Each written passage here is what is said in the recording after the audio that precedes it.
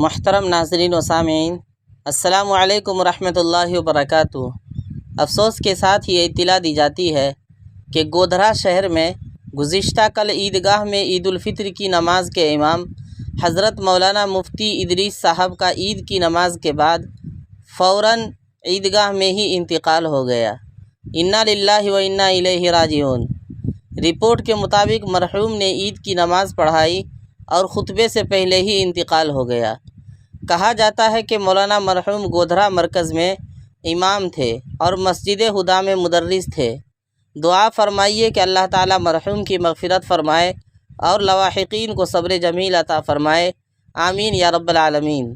ناظرین، اگر آپ چینل پر پہلی بار آئے ہیں اور ابھی تک چینل کو سبسکرائب نہیں کیا ہے تو برائے مہربانی چینل کو سبسکرائب کر لیں تاکہ ہماری ساری ویڈیوز کی نوٹیفیکیشن آپ تک پہنچتی رہے۔ شکریہ، جزاک اللہ۔